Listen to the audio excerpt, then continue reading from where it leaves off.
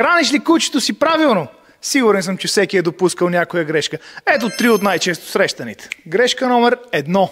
Избор на подходяща храна. Всеки знае, че храната трябва да е пълноценна и балансирана. Но освен това трябва да изберем най-качествената храна за бюджета ни. Ако не знаете как се чете етикет, последвайте ни за видео точно по темата. Но, дори да сте избрали подходяща марка, изключително важно е да изберете най-правилната рецепта за вашето куче. Ето, например, аз избрах да храня моите кучета с Spectrum Low Grain.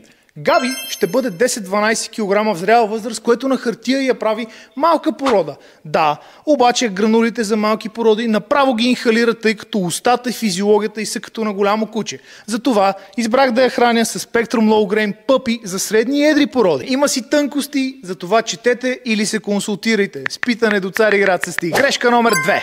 Честа смяна на храната. Разбирам, че вие обичате да се храните разнообразно всеки ден, за да не ви омръзва, но за кучето ви е точно обратното. Ако често сменяте храната му, може да му предизвикате проблеми като нередовен стомах, капризен апетит, алергии и недохранване. Ако сте открили храна, която кучето ви харесва и му се отразява добре, не я сменяйте. Грешка номер 3. Честота на храненията. Най-големият проблем тук е свободен достъп до храна. То си знае колко му се папка. Да, ама не. За оптимално хранене и кондиция е най-добре дажбите да бъдат измерени и разпределени правилно. При най-малките кученца е добре да се хранят 3 до 4 пъти дневно.